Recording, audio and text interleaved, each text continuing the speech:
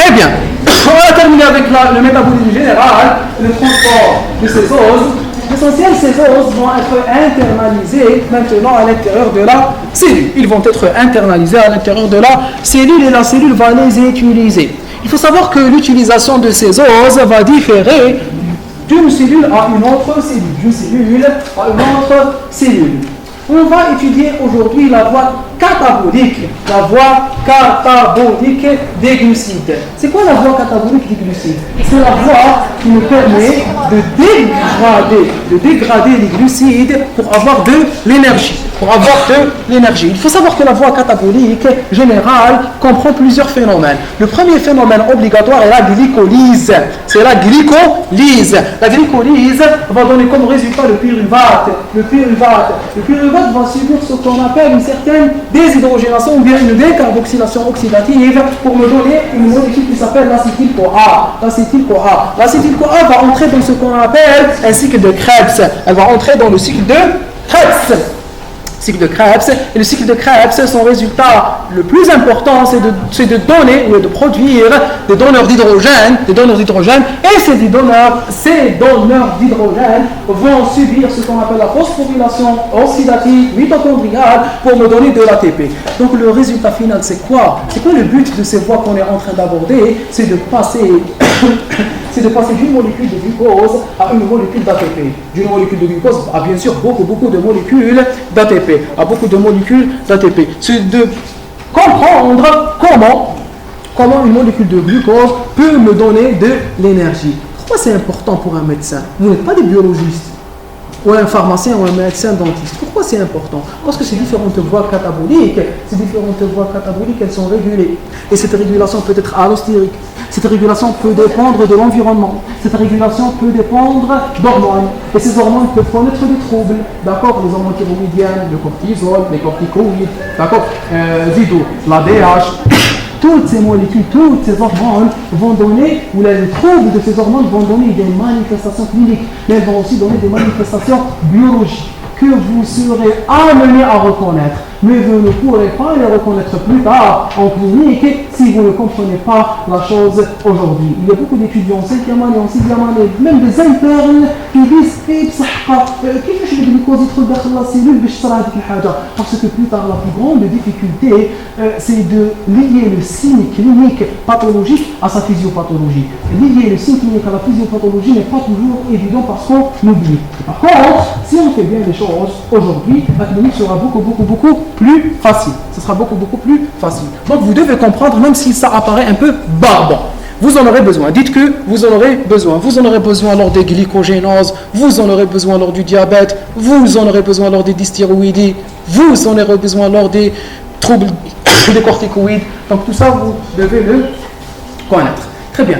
La glycolyse est la première voie catabolique. C'est la première ou la voie initiale catabolique. C'est la première étape par laquelle passe une molécule de glucose pour être dégradée. S'il vous plaît, on a parlé du fructose, du galactose et du glucose. Pourquoi on a éliminé les deux autres et on s'est intéressé seulement au glucose? Parce que c'est la molécule simple, la plus abondante et la plus utilisée par la cellule. C'est le glucide simple, le plus abondant et le plus utilisé par la cellule. C'est la molécule simple, le plus utilisée par la cellule. Donc on va suivre ce glucose. Ce glucose va rentrer à l'intérieur de la cellule. Il va rentrer à travers quelle molécule? Dans n'importe quelle cellule.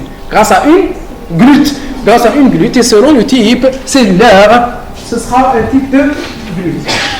Comme cadeau, quand on terminera la glycolyse, la glycolyse, on va entrer un peu dans la clinique pour vous, et on va pas dans la clinique, on va entrer dans le mécanisme de la sécrétion de l'insuline. Et vous allez comprendre pourquoi la glycolyse est importante.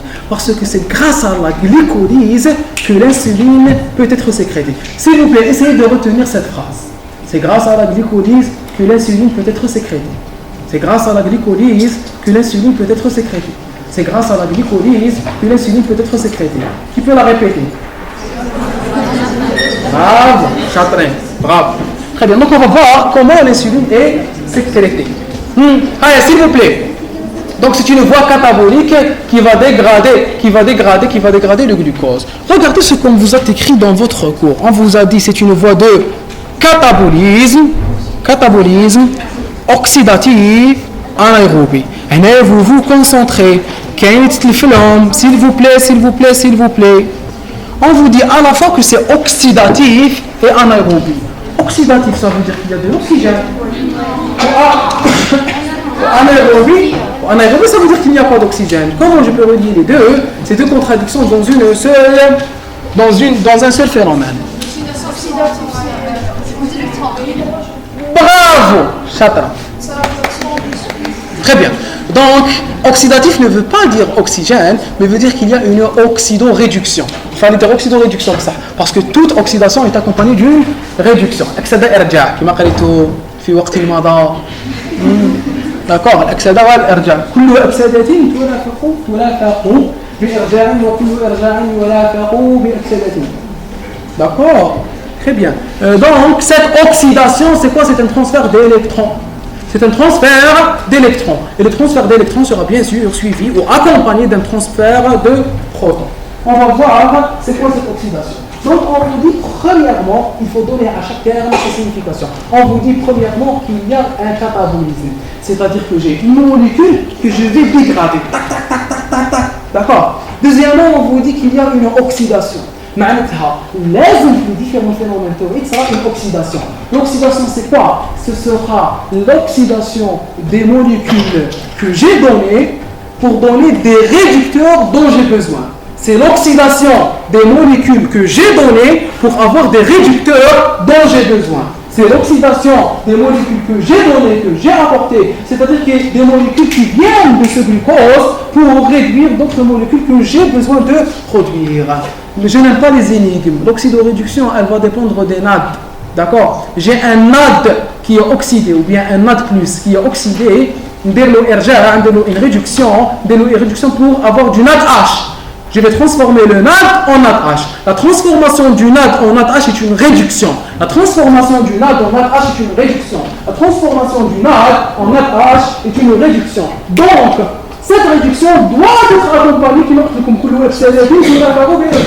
donc, cette oxydation doit être accompagnée par cette réduction doit être accompagnée d'une oxydation. Qu'est-ce que je vais oxyder?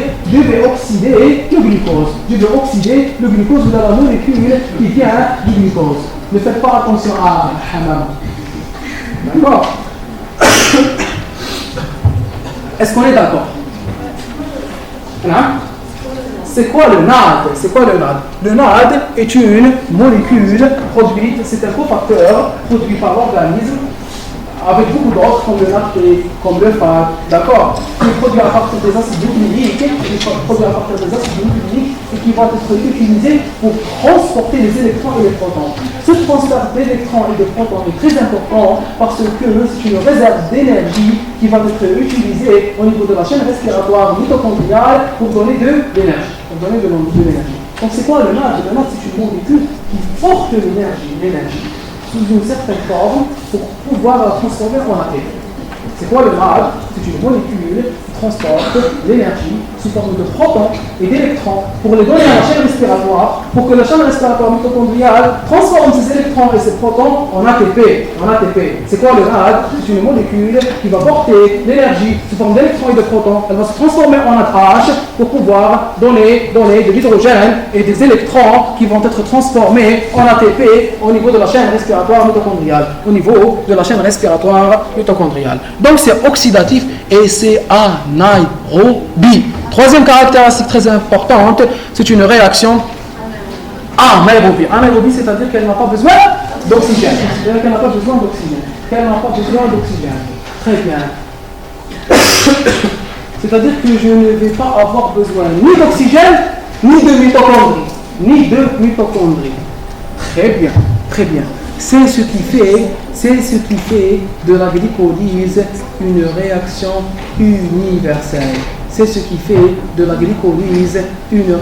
universelle. elle est réalisée par la quasi-totalité des êtres vivants. Elle n'est pas spécifique à l'homme, elle n'est pas spécifique aux bactéries aérobies, elle n'est pas spécifique aux parasites, elle n'est pas spécifique aux champignons. La majorité des organismes vivants, même les micro-organismes, peuvent réaliser, quand ils sont prokaryotes bien sûr, pas eucaryotes, peuvent réaliser la glycolyse, parce qu'elle n'a pas besoin d'organites. Elle n'a pas besoin d'organites, elle n'a besoin que du cytosol. Elle n'a besoin que du cytosol. On avance. Très bien. Origine du glucose, alimentaire, digestion des polysaccharides et des disaccharides, on l'a dit, métabolique, glycogénolyse et néoglucogenèse. Ici, on vous parle un peu des origines endogènes du glucose. Le glucose, d'accord. Je peux maintenant manger les os, je ne vais pas tout utiliser. Je vais aussi produire des molécules complexes. Je vais aussi mettre en réserve des glucides sous forme de glycogène. Sous forme de glycogène, on va aussi voir le glycogène. D'accord? Donc le glycogène, c'est quoi? On l'a dit, c'est une molécule complexe qui est constituée d'un grand nombre de molécules glucidiques simples, d'un grand nombre de glucose. En plus de la néoglucogenèse, comment définit-on la néoglucogenèse? La néoglucogenèse correspond à la production de molécules glucidiques à partir de molécules non glucidiques. C'est-à-dire que l'organisme, il a la capacité de transformer quelque chose qui n'est pas du tout un glucide, il a la capacité de la transformer en glucide. D'accord? C'est magnifique. C'est magnifique. La capacité à produire quelque chose de nouveau est magnifique. Qui sont les premiers à avoir essayé de faire ça? Ce sont les alchimistes et puis les chimistes.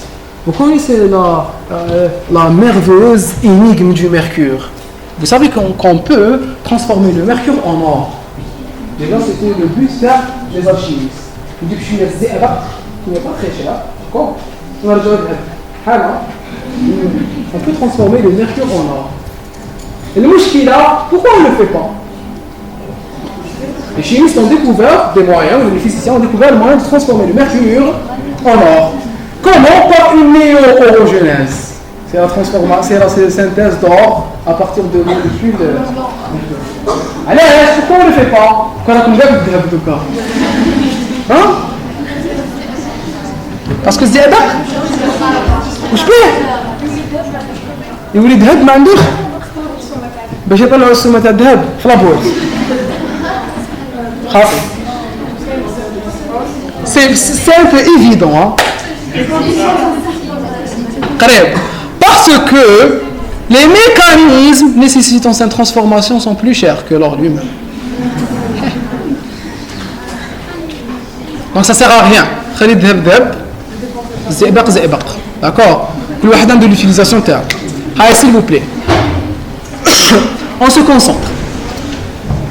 Donc, j'ai la capacité de transformer ou de produire du glucose à partir de molécules non glucidiques. La localisation.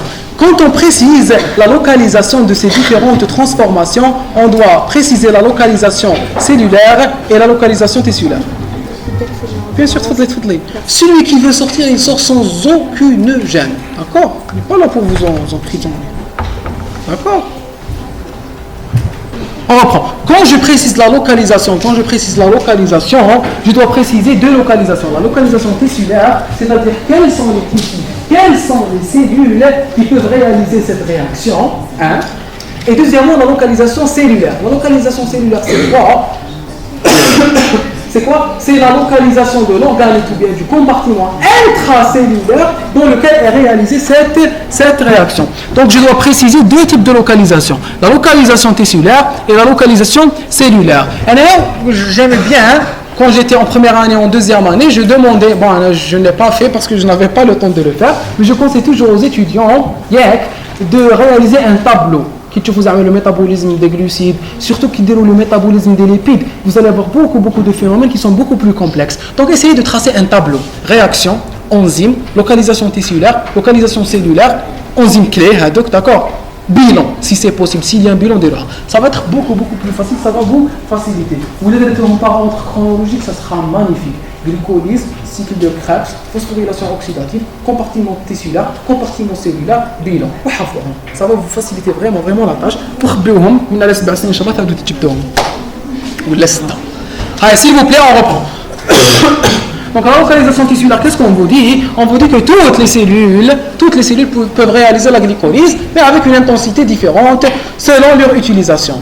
On a la phrase dans le cours que j'ai préféré vous recopier pour vous l'expliquer.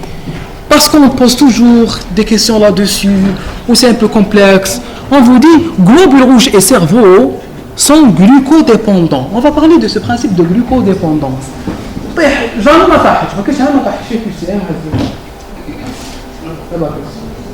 La glucodépendance. Bon, c'est un peu exagéré. La glucodépendance, c'est quoi? Quand on dit qu'un tissu, une cellule est glucodépendante, c'est-à-dire qu'elle dépend du glucose. D'accord? C'est-à-dire qu'elle a besoin de ce glucose. C'est-à-dire qu'elle a besoin de ce glucose pour survivre. Il y a une certaine notion. C'est la notion qu'une cellule peut être exclusivement glucodépendante, ou là essentiellement glucodépendante. Quand une cellule est exclusivement glucodépendante, c'est-à-dire qu'elle n'utilise que le glucose.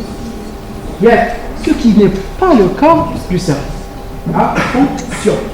D'accord? Quand une cellule est exclusivement glucodépendante, c'est-à-dire qu'elle n'utilise que le glucose. Le glucose baisse, ce qui est le cas du globule rouge, de la rétine. D'accord? Il y a des cellules exclusivement glucodépendantes. Il y a des cellules qui sont essentiellement glucodépendantes. C'est-à-dire qu'elles utilisent principalement le glucose. Elle a besoin de ce glucose. Auquel les couches le glucose, ça va détériorer sa fonction. Hypoglycémie, parmi les signes les plus précoces de cette hypoglycémie, c'est les signes neurologiques. D'accord? C'est l'agitation, l'hypersudation, puis le coma agité. D'accord? D'accord? Tu peux pas une personne à quatre elle est encore agitée. Qu'est-ce qu'on fait? Le resucrage. Bravo. Vous allez le tuer. Quand on a des signes d'hypoglycémie précoce, on resucre. Il est éveillé. Le coma, on ne resucre jamais. Tout ce qu'on va lâcher. D'accord? Quand on entre dans la phase coma, on ne touche plus le patient. On appelle les secours. D'accord? On ne fait rien s'il est toujours vivant. Il y a d'un arrêt, vous faites un massage cardiaque et une respiration assistée. S'il vous plaît, on se concentre. Donc il y a des cellules qui sont exclusivement glucodépendantes. C'est-à-dire qu'elles n'utilisent que le glucose. Mais il y a aussi des cellules qui sont essentiellement glucodépendantes, c'est-à-dire qu'elles ont vraiment besoin du glucose pour survivre. Sans glucose, elles ne peuvent pas survivre, mais elles peuvent utiliser d'autres molécules. Comme le cerveau peut utiliser les corps cétoniques. Les cellules nerveuses peuvent utiliser les corps cétoniques. Donc, quand dans une proposition, dans un QCM, les cellules nerveuses sont exclusivement glucodépendantes, vous mettez que c'est faux. Quand les cellules nerveuses sont glucodépendantes, vous mettez vrai. D'accord? Voilà. D'accord? Une question? Allez. Très bien, allez. S'il vous plaît, on se concentre. La glucodépendance, c'est la dépendance au glucose. C'est-à-dire que la cellule a besoin de ce glucose pour survivre. C'est-à-dire que la cellule a besoin de glucose pour survivre. La glucodépendance, elle varie de cellule à une autre. Il y a des cellules qui sont exclusivement glucodépendantes. C'est-à-dire qu'elles ne peuvent consommer aucune autre molécule que le glucose.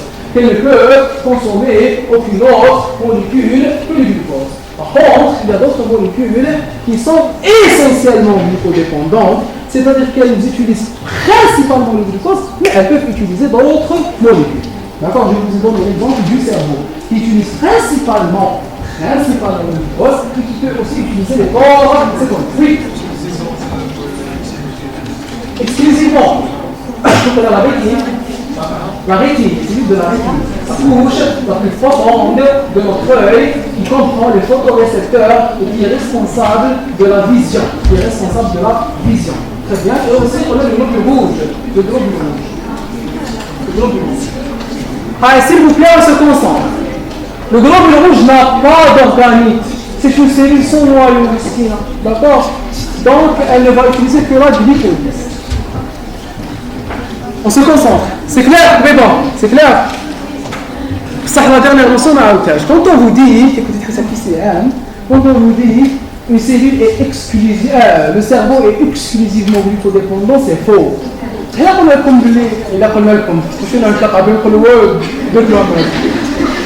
on vous dit le cerveau est glucodépendant, vous mettez que c'est juste. Glucodépendant, on ne vous précise pas s'il est essentiellement ou exclusivement glucodépendant. D'accord, non? Si. Le foie, s'il vous plaît, le muscle et le myocarde utilisent indifféremment le glucose, surtout en période postprandiale. D'accord? Le muscle et le myocarde. Le muscle, là, on vous parle du muscle strié squelettique. Parce que même le myocarde, c'est un muscle. Le myocarde, c'est le muscle du cœur. Ce sont des molécules qui peuvent utiliser le glucose, d'accord?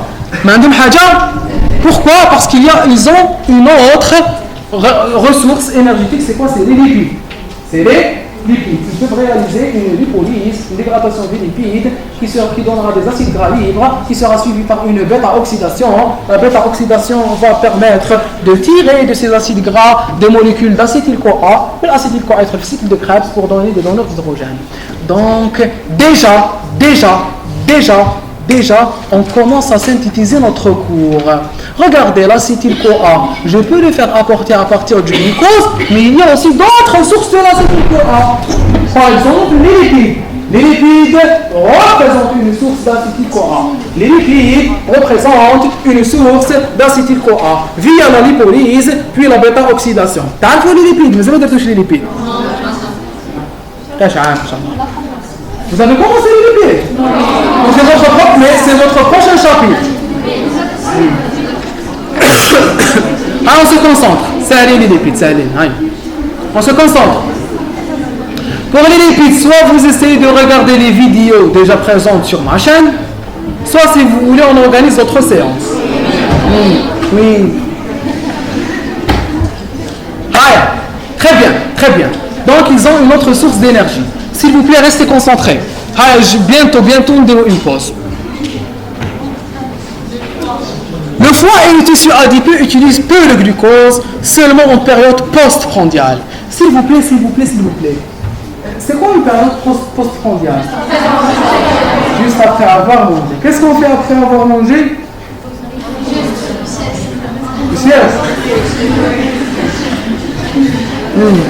Très bien. Allez, s'il vous plaît. Postprandiale. Et il y a une notion. Il y a la période de jeûne. On ne va pas vous dire préprandiale, on vous dit interprandiale. S'il vous plaît. Quand vous trouvez dans un énoncé, ou là dans un cours, ou là dans une question, en période interprandiale, il est en hypoglycémie, d'accord? Il est éloigné du repas. Il est éloigné du repas, qui est interprandial. Qui est postprandial, postprandial, qui est postprandial précoce, postprandial tardif. Qui est une période postprandiale précoce, qui est une période postprandiale tardive. Postprandiale précoce, c'est tout ce qui concerne la digestion rapide. Postprandiale tardive, c'est tout ce qui concerne la digestion lente. Vous allez voir, quand vous allez étudier en sémiologie ou les flaques cliniques, l'intestin, les troubles de l'intestin, on va surtout les troubles du côlon, on va surtout vous parler de période postprandiale tardive. C'est-à-dire, 2 heures après le repas. D'accord, que les troubles commencent à apparaître. Donc vous devez avoir la notion de postprandial précoce, postprandial tardif, interprandial, c'est-à-dire en dehors des repas, en dehors des repas. Et bien sûr, vous avez le jeûne, c'est un qui m'a gauche, plus de 8 heures, et le jeûne prolongé. Et le jeûne prolongé, c'est-à-dire plus d'une journée ou plus de plusieurs jours. Est-ce qu'on est d'accord? Très bien. Donc on vous dit que le foie et le tissu adipeux, ils utilisent ce glucose, mais ils l'utilisent très peu. Parce que le foie fait le mahbouha, d'accord? Le foie, c'est à son niveau qu'est stocké le glycogène. D'accord? En plus, il a un tissu adipeux. Les hépatocytes sont riches en lipides. Les hépatocytes sont riches en lipides, d'accord. Elle est bien chez le diabétique, ou chez une personne qui a un syndrome métabolique, une échographie hépatique, à la recherche d'une le mot qui est anomalie. Bien sûr que c'est une anomalie. Une stéatose. Une stéatose. Stéatose qui est une maladie, bien sûr ça. Bon, mais je me très s'il vous plaît, elle n'est pas de votre pro. Elle a une vie externe, vraiment. D'accord. Je vais une stéatose hépatique. Très bien. C'est la surcharge lipidique au niveau des cellules hépatiques. Très bien. Donc il y a des lipides au niveau du foie. Et les adipocytes, ce sont des sites de stockage des lipides. Donc ils n'ont pas besoin vraiment de ce glucose. Donc ici, on a classé les tissus et les cellules selon leur utilisation de ces glucides. Il y a ceux qui n'utilisent que le glucose. Il y a ceux qui utilisent principalement le glucose. Il y a ceux qui utilisent indifféremment le glucose. Il y a ceux qui utilisent très peu le glucose. Mais toutes ces cellules ont la capacité de réaliser la glycolyse. Ça, c'est la compartimentation tissulaire. La compartimentation cellulaire, d'accord? La compartimentation tissulaire, c'est le quartier dans lequel vous vivez. كاين اللي يسكن في زيانية كاين اللي يسكن في شيفالي كاين اللي يسكن في بن عكنون d'accord. Donc c'est des compartiments tissulaires. À l'intérieur de ce tissu, là, à l'intérieur de chaque appartement, il y a des compartiments, il y a des chambres, il y a une salle de bain, il y a une cuisine, d'accord. Donc quel est le compartiment intracellulaire? C'est le cytosol. Elle n'est pas réalisée dans un organite. Elle n'est pas réalisée dans l'appareil de Golgi, ou là dans la mitochondrie, ou là dans le nucléole, ou là dans le noyau. Elle est réalisée dans le cytosol. Et c'est pour cela que le globule rouge, qui est une cellule dépourvue de noyau, peut réaliser la glycolyse. عندها les enzymes. On va en parler, on dit les enzymes. L'érythrocyte ou globule rouge est une cellule anucléée, mais c'est une cellule qui a dans un temps possédé un noyau. Elle est passée par plusieurs stades dans l'érythropoïèse qui est située au niveau des organes érythropoïétiques, au niveau de la moelle osseuse. D'accord, il y a des cellules souches. Les cellules souches vont donner des progéniteurs et les progéniteurs vont donner des précurseurs et les précurseurs vont donner une voie érythrocytaire qui va passer par des cellules qui sont appelées érythroblastes. L'érythroblaste est une cellule qui contient un noyau. L'érythroblaste va donner des réticulocytes et les réticulocytes vont perdre leur noyau pour donner des érythrocytes. Donc à une phase de sa maturation, elle a possédé un noyau, elle a possédé des enzymes, puis son noyau a disparu. D'accord? Très bien. On continue. Les étapes de la glycolyse, elle est divisée schématiquement. Il faut savoir que la glycolyse comprend 10 étapes. 10 مراحل. Deux phases. Une première phase, c'est la phase de préparation ou d'investissement énergétique. D'accord? D'investissement énergétique. Il faut savoir qu'il y a le principe du no biz, no honey, no job, no money. D'accord? On doit donner pour recevoir un échange. Donc maintenant, vous, vos parents, là, vos tuteurs légaux sont en train d'investir. Alors, on a l'idée de médecine. Je vais payer de l'argent pour investir, pour chercher le TPS, transport, wage, le stéthoscope, médecine bancaire, les turbines, le matériel. D'accord? C'est un investissement. Qu'est-ce qui est ويولي فاكي يولي يدير دي زيكوغرافي هيباتيك على ريشيرش ستياتوز ب 200,000 كيدير 10 في النهار بالله بلوس كالكو باسيون في بالله يهضر شحال يسينيال داكور لا كاس لا كلاس غادي يولي يدير دراهم دونك سي وي دونك سي ان انفستيسمون سي ان اكزومبل تري موش تري ماتيرياليست مي بي اديكوات D'accord, donc c'est un investissement. Vos parents investissent pour que vous les récompensiez plus tard. Mais le vrai investissement n'est pas un investissement matériel, c'est l'investissement des valeurs que nos parents sont en train d'inculquer en nous. Que ce soit nos parents, ou nos tuteurs, ou nos éducateurs à la mosquée, à l'école, au collège, au lycée et même à la fac. Ils sont en train d'investir leur temps, ils sont en train d'investir leur énergie, ils sont en train d'investir leur force. Pour que vous deveniez, avant de devenir des docteurs, vous deveniez des humains, d'accord, pour agir dans la société. Parce que certains docteurs sont des tracteurs, comme on dit, d'accord. Quand on a un doctorat sans aucune valeur, on ne vaut rien. Peut-être qu'on va être nocif, d'accord. On peut être nocif. On peut être nocif. تعرفوا سعيد الكملي, docteur Saïd الكملي, c'est un grand savant maghrébin, عالم دين marocain, voilà. Il a dit une fois, parmi ses citations, il avait dit الذي قال هناك ملكان, d'accord, il y a deux possessions. ياك من الناس من يمتلك الأخلاق ومن الناس من يمتلك العلم ومنهم من يمتلكهما معا, d'accord. فالذي يمتلك الأخلاق بلا علم ينفع نفسه وينفع الناس, يتخلق ما عندوش العلم, il ne peut pas nuire. صح الذي يمتلك العلم ولا يمتلك الأخلاق يمكن أن يضر نفسه ويضر غيره. Il y a le meilleur, c'est d'avoir les deux, bien sûr. Mais avoir une science sans valeur, ça devient dangereux. Et j'espère que vous ne serez pas dangereux.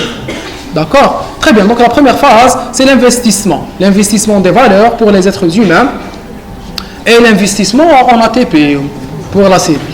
Très bien. La phase de remboursement, la deuxième phase, ou de retour sur investissement, la libération de l'ATP. Donc il faut savoir que cette cellule, donc quand elle est en train de réaliser cette glycolyse, elle est en train d'investir. Elle doit donner de l'énergie. Elle doit donner de l'ATP pour activer les enzymes. Ensuite, elle sera remboursée.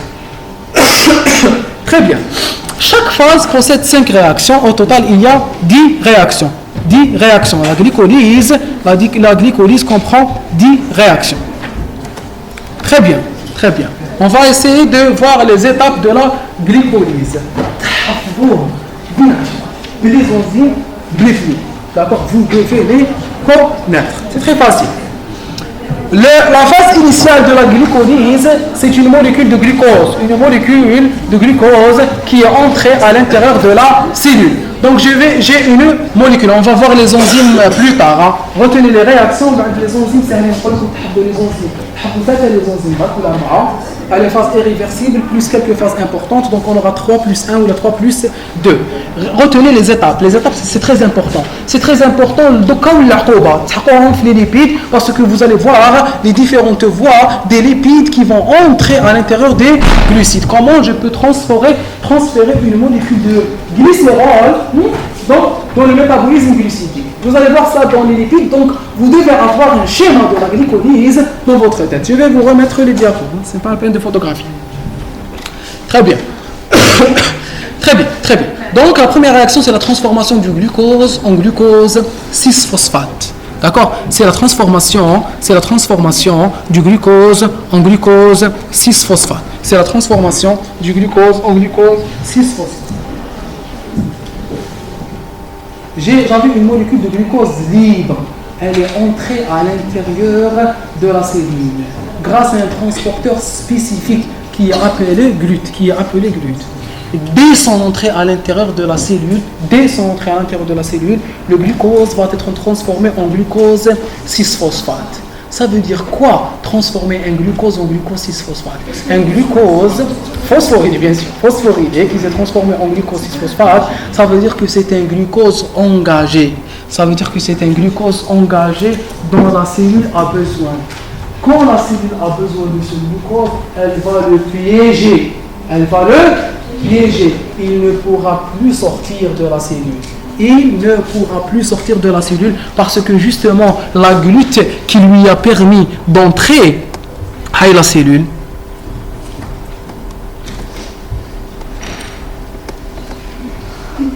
D'accord? Le glute a permis l'entrée de la molécule de glucose. Une fois là, le glucose est entré, je vais le phosphoryler. Si je laisse le glucose à l'état libre, il peut ressortir via le glute selon son gradient de concentration. Par contre, dès que je le phosphoryle, dès qu'il devient phosphorylé, il est piégé à l'intérieur de la cellule et il ne pourra plus ressortir. Donc le but de la première réaction, c'est de piéger la molécule de glucose à l'intérieur de la cellule. C'est de piéger la molécule de glucose à l'intérieur de la cellule et ce glucose devient glucose 6-phosphate. C'est un glucose engagé, c'est un glucose piégé. C'est un glucose engagé, c'est un glucose piégé. Il ne pourra plus sortir de cette cellule. Il ne pourra plus ressortir de cette cellule. Ensuite vont s'engager bien sûr, cette réaction est irréversible. Elle est réalisée par une enzyme spécifique et elle consomme une molécule d'ATP.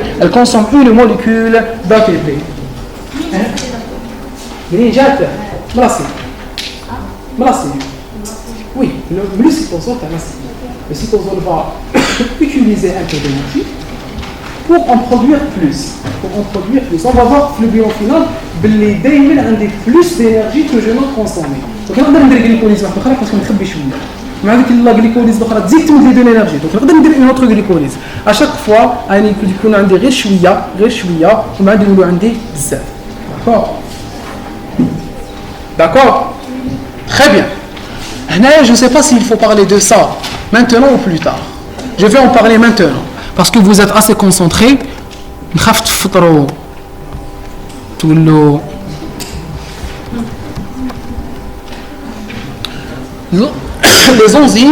Les enzymes qui réalisent, c'est une notion, c'est la notion la plus importante du cours d'aujourd'hui. Vous en aurez besoin et maintenant et en biochimie et en endocrinologie et pour le. Là, c'est une notion très très très importante, s'il vous plaît, concentrez. La première réaction de la glycolyse, là, c'est la phosphorylation du glucose. C'est la transformation du glucose en glucose 6-phosphate. Elle est réalisée par une enzyme. Cette enzyme, elle s'appelle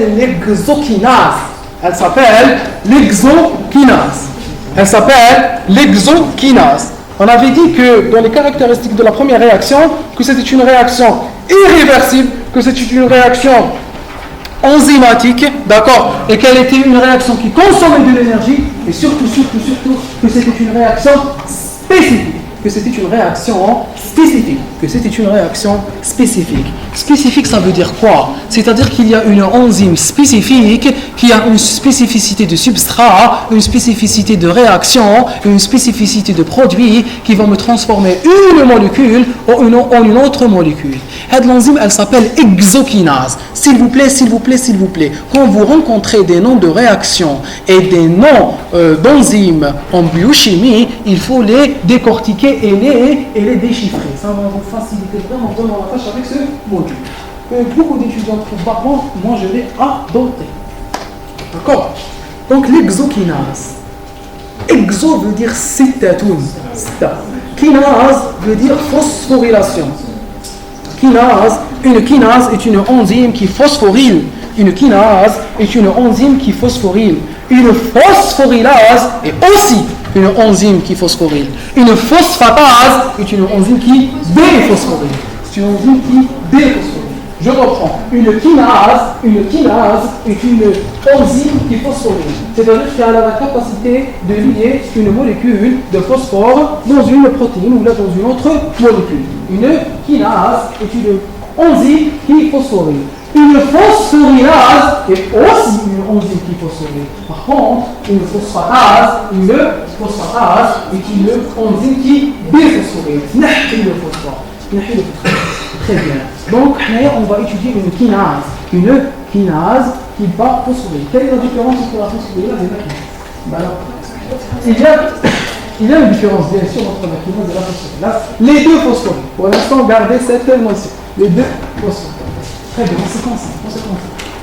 parmi les exokinases, puisqu'on a dit que l'exokinase était spécifique, mais elle a une spécificité plus ou moins large. Elle a une spécificité plus ou moins large, puisqu'elle est capable de phosphoryler tous les exoses. Winijiha, un os composé de 6 atomes de carbone, elle peut le phosphoryler. Winijiha, un os formé de 6 atomes de carbone, elle peut le phosphoryler. C'est-à-dire qu'elle peut phosphoryler le glucose. Elle peut phosphoryler le Victor, elle peut phosphoryler le très bien. Elle peut phosphoryler le manose. Très bien. Très bien. Très bien. Oui, le manose c'était l'épimère du galactose, on sait bien. Si je me souviens bien. Donc, du glucose, on sait bien. C'est un exos. سكر يحتوي على 6 ذرات من الكربون. Exos, d'accord? Donc, l'exokinase, elle ne peut pas phosphoryler un heptose. Elle ne peut pas phosphoryler l'érythrose, qui est un tétrose. Elle ne peut pas phosphoryler un octose ou un nanose. Elle peut phosphoryler tous les exoses, c'est-à-dire tous les oses qui sont constitués de 6 atomes de carbone. Cette enzyme, elle est ubiquitaire. Ubiquitaire, ça veut dire quoi? Ça veut dire qu'elle est présente dans toutes les cellules de l'organisme, dans la majorité des cellules de l'organisme. C'est-à-dire qu'elle est située dans la majorité des cellules de l'organisme. Il y a ce qu'on appelle des petites exokinases. Il y a ce qu'on appelle des petites exokinases spécifiques. C'est-à-dire qu'elles sont encore plus spécifiques que l'exokinase. C'est des exokinases spécifiques à un seul exose. C'est des exokinases spécifiques à un seul exose. Parmi elles, on a la glucokinase. La glucokinase qui est spécifique au glucose. Parmi elles, on a aussi la fructokinase qui est spécifique au fructose. On a aussi la galactokinase qui est spécifique au galactose. C'est-à-dire que ces enzymes, elles ont la capacité de phosphoryler un seul os. Donc, quelle est la première différence entre la glucokinase et l'exokinase? C'est que l'exokinase a la capacité de réaliser la première réaction de la glycolyse, c'est-à-dire la phosphorylation du glucose en glucose 6-phosphate au niveau de toutes les cellules. Alors que la glucokinase ne peut phosphoryler que le glucose premièrement, et elle a aussi des tissus spécifiques. On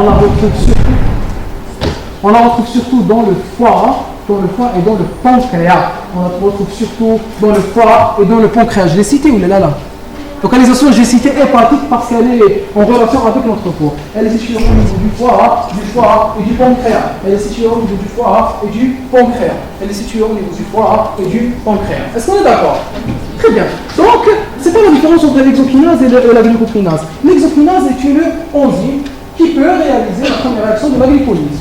La glucokinase est aussi une enzyme qui peut réaliser la première réaction de la glycolyse. Sinon, l'exokinase peut réaliser notre réaction alors que la glucokinase ne peut phosphoryler que le glucose. Elle ne peut phosphoryler que le glucose. Première différence. La deuxième différence, c'est que la glucokinase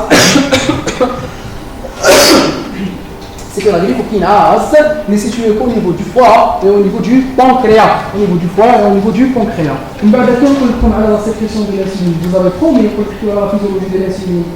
Comment on trouve la relation entre la glucokinase et le pancréas? Ce n'est pas important.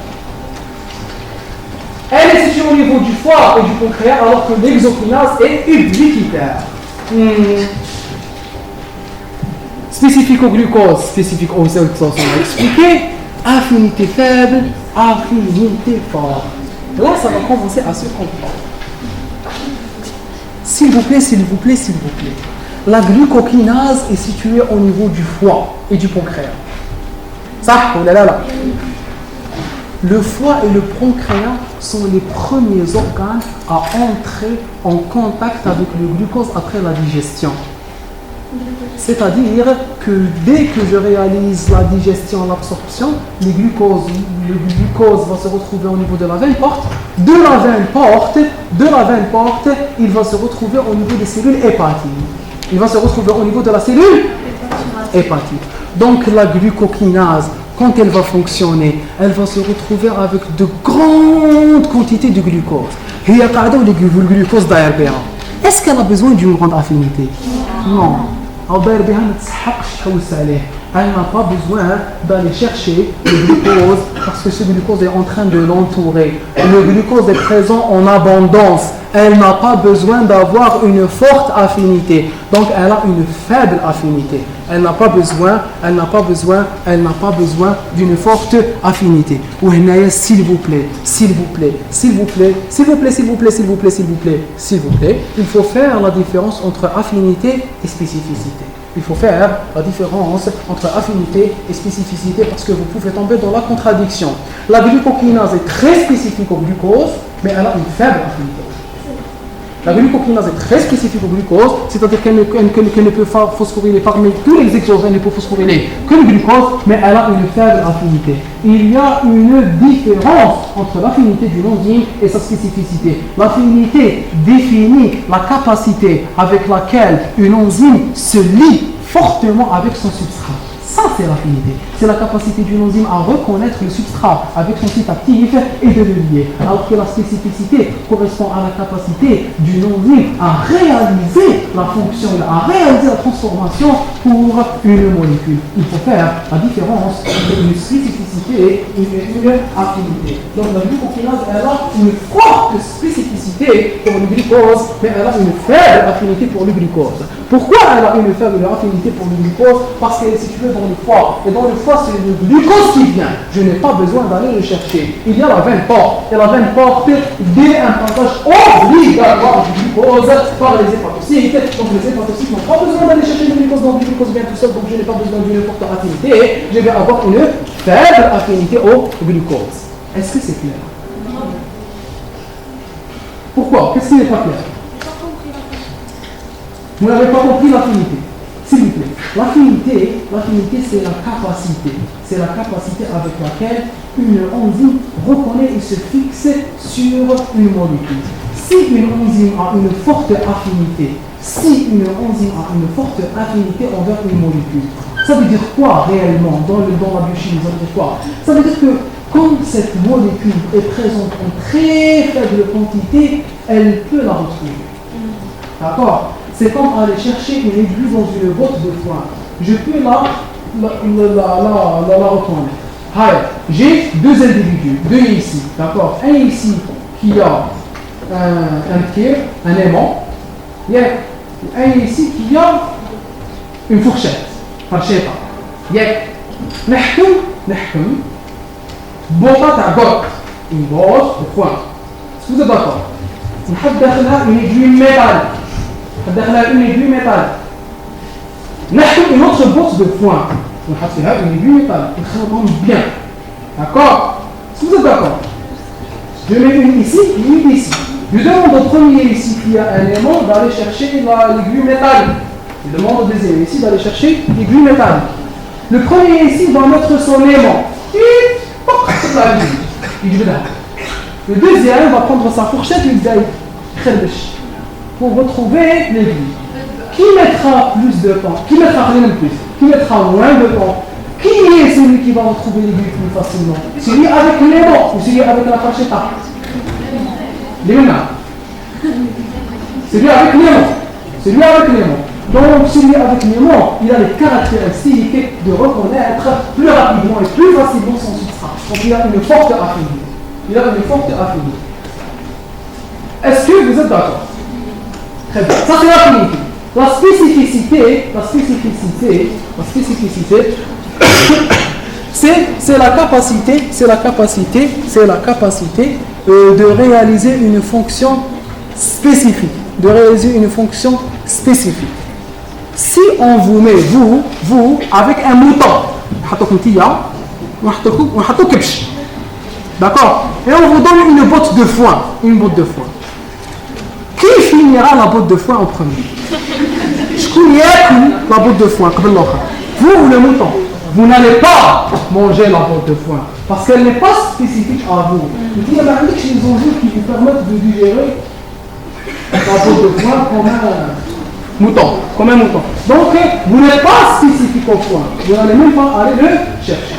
Ça, c'est la différence entre la spécificité et l'affinité. Est-ce que c'est clair? C'est clair? C'est clair? Très bien. Donc la glucokinase a une faible affinité au glucose. Pourquoi? Parce que le glucose est abondant dans son environnement. Elle n'a pas besoin d'une forte affinité. Très bien, s'il vous plaît. Vous allez voir dans le cours d'enzymologie, une certaine constante, même si on va vous poser des questions là-dessus, la constante, ce qu'on appelle la constante de Michaelis-Menten. La constante de Michaelis-Menten. La constante de Michaelis-Menten ce n'est pas la peine de l'expliquer, c'est une notion chimique, avec laquelle on utilise l'affinité. La constante de Michaelis-Menten est inversement proportionnelle à l'affinité. La constante de Michaelis est inversement proportionnelle à l'affinité. Plus l'affinité est élevée, plus la constante de Michaelis, est faible. S'il vous plaît.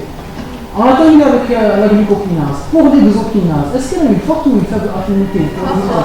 Elle a une forte affinité pour le glucose. Parce que j'ai d'accord, là le foie. Donc le glucose n'est pas présent toujours en grande quantité. Qui connaît ça, qui connaît en hypoglycémie, des fois on attache le glucose bizarre. Donc il est avec le foie. Il y a des cas, puisqu'il y a une glycogénolyse, d'accord. Donc il y a toujours du glucose en abondance. Ça risque la cellule qui se retrouve dans les muscles de l'âme. Lui il gère le glucose. Il gère une très faible quantité, donc elle a besoin d'une grande affinité pour reconnaître les toutes petites quantités de glucose qui arrivent. Donc l'exokinase étant une enzyme ubiquitaire qui est présente dans les différents tissus, et ces différents tissus n'ont pas toujours une grande quantité de glucose dans leur environnement. Alors donc il a besoin d'une forte affinité. On dit que la glucokinase, qui est située dans un environnement très riche en glucose, elle n'a pas besoin d'une grande affinité. Donc la glucokinase a une faible affinité et l'exokinase a une forte affinité au glucose. Revenons à la constante de Michaelis. La constante de Michaelis est inversement proportionnelle à l'affinité. Donc pour l'exokinase qui a une forte affinité, la constante de Michaelis a faible et Raka. Constante de Michaelis, bravo, à moi. Très bien. Donc la constante de Michaelis est faible chez l'exokinase et puisque la glucokinase a une faible affinité, alors une constante de Michaelis élevée. Alors une constante de Michaelis élevée. D'accord. Vous les apprenez par cœur, vous en avez besoin.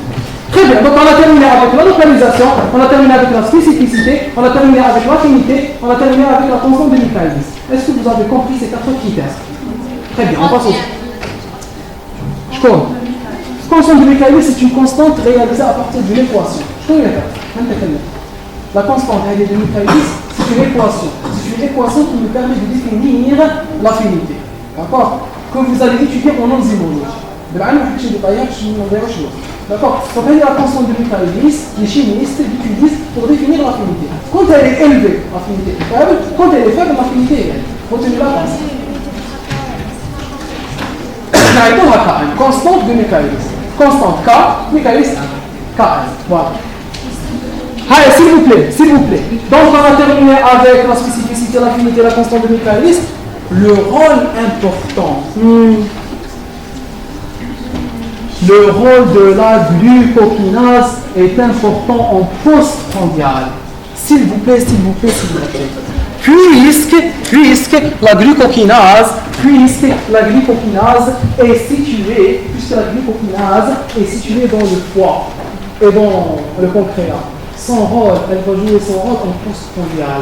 Quand je mange et que je donne beaucoup de glucose à la veine porte, le glucose va aller au niveau du foie et la glucokinase va commencer à réaliser des phosphorylations de glucose. Le glucose va être transformé en glucose 6-phosphate par la glucokinase. Le glucose va être transformé en glucose 6-phosphate par la glucokinase. Mais de vous concentrer, s'il vous plaît. Le glucose qui est transformé par la glucokinase en glucose 6-phosphate, il n'est pas important pour la glycolyse. Il n'est pas aussi important pour la glycolyse. Ah, est-ce que je fais tout à les compartiments de la glycolyse? Je fais tout là.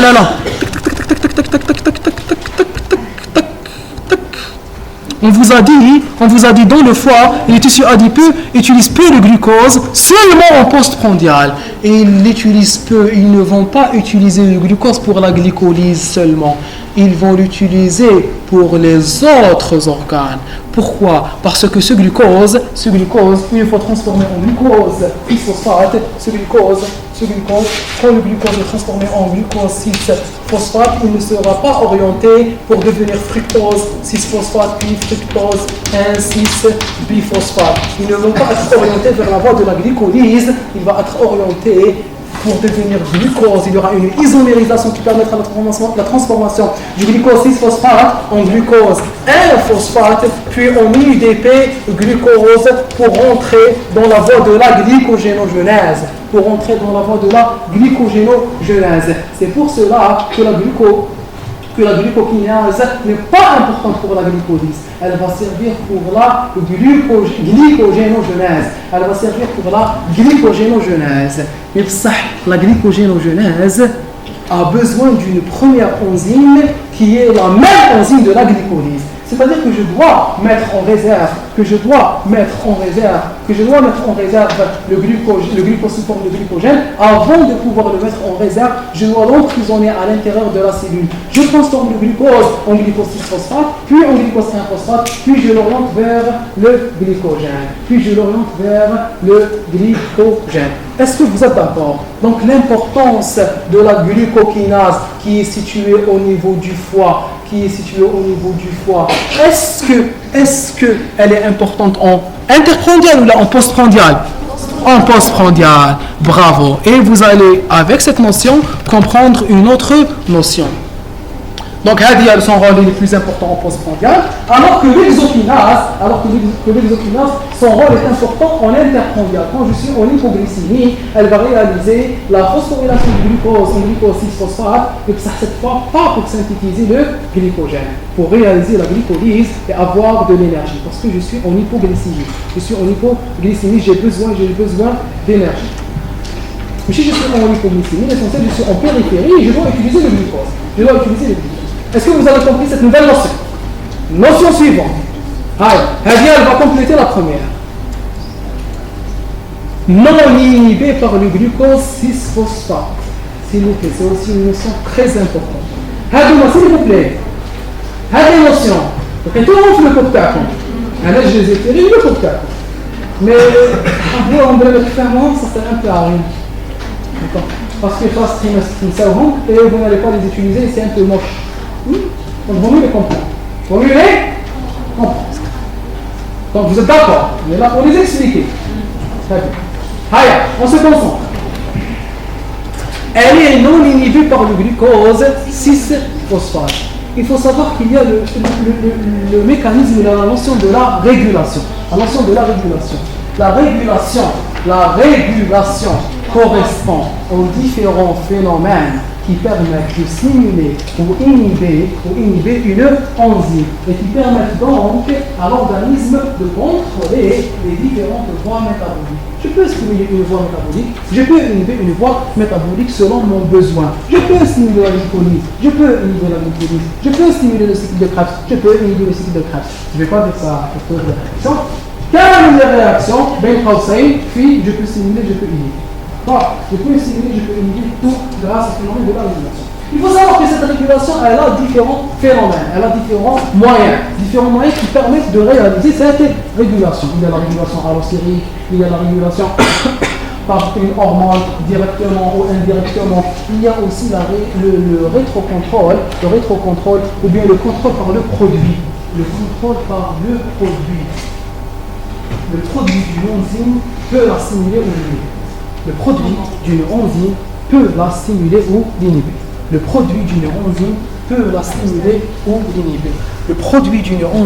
peut la stimuler ou l'inhiber. Et c'est très très très important cette notion. Le produit d'une enzyme peut la stimuler ou l'inhiber. On vous dit, je vais vous donner des exemples. Il faut maintenant terminer ce tableau.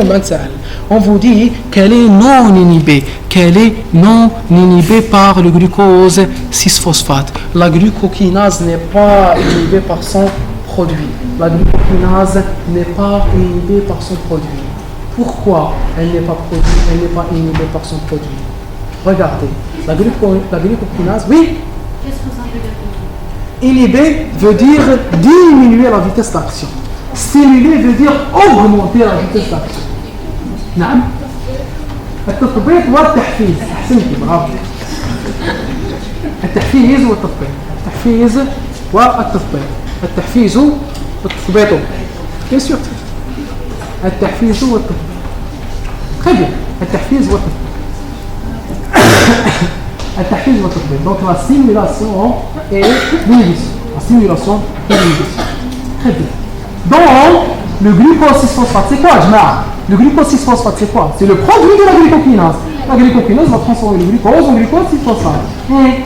Le glucose 6-phosphate n'a pas la capacité d'inhiber la glycokinase. Alors, quelqu'un de l'EIA, par définition, s'il vous plaît, par définition, elle travaille en postprandial.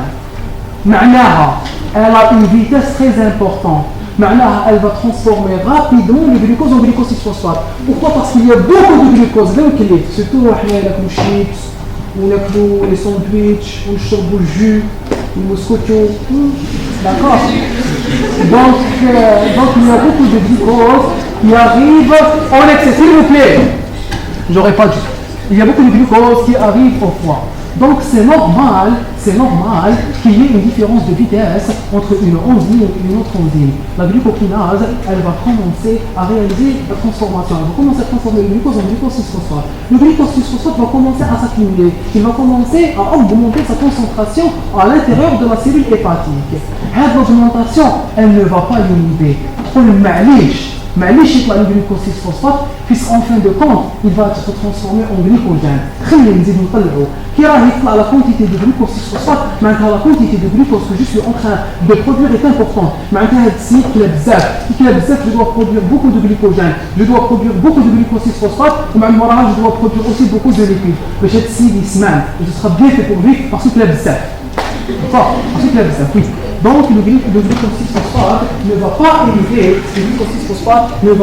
la glycokinase. L'augmentation de la concentration intracellulaire du glucose 6-phosphate ne va pas inhiber la glycokinase. Par contre, l'exokinase, son rôle, il est situé au niveau de la glycolyse. Son rôle, il est situé au niveau de la glycolyse. Donc, l'augmentation de la concentration du glucose 6-phosphate, qu'est-ce que ça veut dire? Ça veut dire que la glycolyse s'est arrêtée.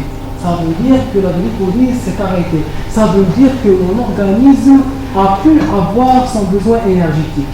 Il a pu avoir son besoin énergétique, donc la glycolyse a été inhibée, ou bien le cycle de Krebs a été inhibé. L'essentiel, avoir glycolyse, cycle de Krebs, phosphorylation oxydative, elle s'est arrêtée. Et puisqu'elle s'est arrêtée, il va y avoir une accumulation de glucose 6-phosphate. L'augmentation du glucose 6-phosphate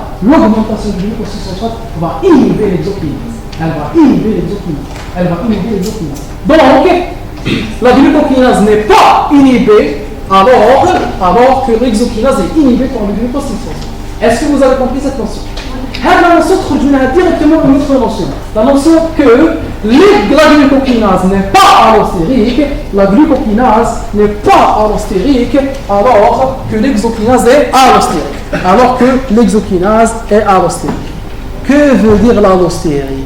L'allostérie qui est un mot que vous allez rencontrer dans tout votre cursus et durant toute votre vie, où il n'y a qu'une définition de définition de l'allostérie. L'allostérie تعريف نقطتين ولا نقطتين كان نقطتين فصيلة la glucokinase l'allostérie فصيلة نقطة كاملتين نقطتين لأنه مبتدأ مرفوع.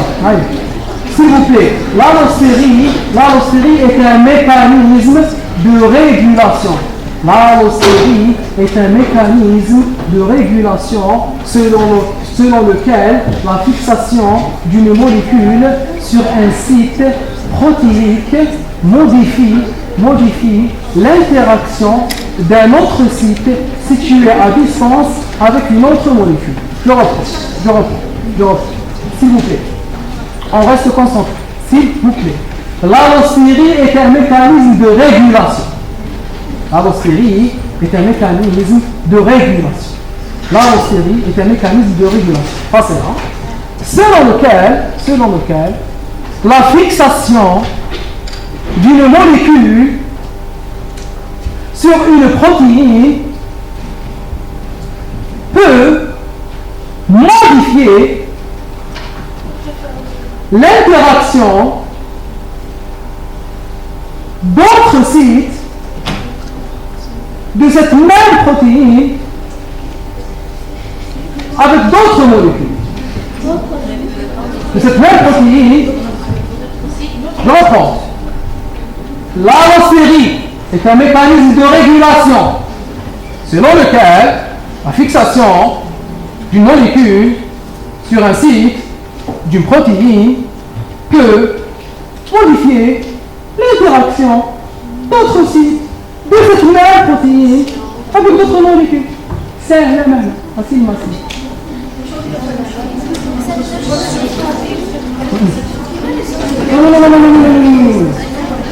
On va expliquer ce truc. L'allostérie est un mécanisme de régulation selon lequel la fixation d'une molécule sur le site ou sur un site d'une protéine modifie l'interaction d'autres sites de cette même protéine avec d'autres molécules. Alors on va expliquer ce que c'est que l'allostérie. J'ai une enzyme. Voici mon enzyme.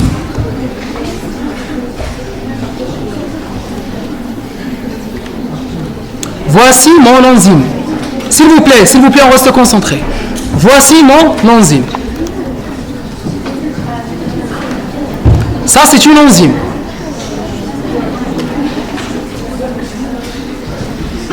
Est-ce qu'on est d'accord? Cette enzyme, elle possède plusieurs sites. Ce premier site, il s'appelle site actif. Site actif. Le site actif, c'est le site de la réalisation de la fonction enzymatique. Site actif. Et ici, c'est un autre site. Le site, je l'appelle le site allostérique. Donc, j'ai une protéine. La protéine, elle va venir se fixer sur le site allostérique. C'est une hormone, ou c'est une molécule, ou c'est un effecteur allostérique. Il va venir se fixer sur le récepteur allostérique. La fixation de cette protéine sur le site allostérique va modifier le comportement du site actif. C'est-à-dire qu'elle va augmenter l'affinité du site actif pour le substrat, elle peut diminuer l'affinité du site actif pour le substrat. Donc, si elle augmente l'affinité, maintenant elle est en train de le stimuler. Si elle diminue cette affinité, elle est en train de l'inhiber. Alors, on essaie de recalquer notre définition sur ce schéma. L'allostérie est un mécanisme de régulation selon lequel la fixation d'une molécule sur le site. L'allostérie est un phénomène de régulation, il est un mécanisme de régulation selon lequel la fixation d'une protéine, d'une molécule sur un site d'une protéine modifie l'interaction d'autres sites de cette même protéine avec d'autres molécules. Ça fait, c'est clair? Très bien. Donc j'ai un site allostérique et j'ai un site actif. Pour rentrer un peu dans les détails, des fois, dans certaines enzymes, le site allostérique ou le site actif. Mais vous allez voir cela en enzymologie. Inch'Allah. S'il vous plaît. Donc, puisque une enzyme peut être inhibée et une autre elle ne peut pas être inhibée, l'une des deux va être allostérique alors que l'autre non. Très bien. La vitesse maximale, elle est bien sûr plus importante chez la glucokinase parce qu'elle a beaucoup plus de glucose, donc elle va agir plus rapidement. La glucokinase est stimulée par l'insuline, alors que l'exokinase n'est pas stimulée par l'insuline. Pourquoi la glucokinase est stimulée par l'insuline? Parce que la glucokinase travaille en postprandial. Bon, maintenant, on a besoin d'insuline. Donc, l'insuline, parmi les effets c'est la stimulation de la glucokinase. Pourquoi? Vous devez retenir en tête dès maintenant que, on va bientôt terminer. Alors, je vous libère pour une pause. 5 minutes, s'il vous plaît. La glucokinase, comment est-il? Donc, restez concentrés. La glucokinase travaille en post-prandial. Vous devez dès maintenant garder en tête que l'insuline est une hormone hypoglycémique. L'insuline est une hormone hypoglycémique. Tout ce que fait l'insuline, tout ce que stimule l'insuline, diminue la glycémie. Donc, puisque je suis en post-prandial, puisque je viens de manger, je dois diminuer la glycémie. L'action de la glucokinase, elle favorise la diminution de la glycémie, puisqu'elle va attirer des molécules à l'intérieur de l'hépatocyte pour synthétiser du glycogène. Donc, l'insuline va stimuler la glycogène synthèse, elle va stimuler la glycogène synthèse, mais elle va aussi stimuler la glucokinase pour diminuer la quantité de glucose dans le sang, en le stockant sous forme de glycogène. Par contre, l'exokinase, elle travaille en hypoglycémie. L'hypoglycémie, je suis déjà en hypoglycémie, je vais sécréter l'insuline. Donc, elle n'aura pas besoin de la stimuler. Et je vous libère pour une pause.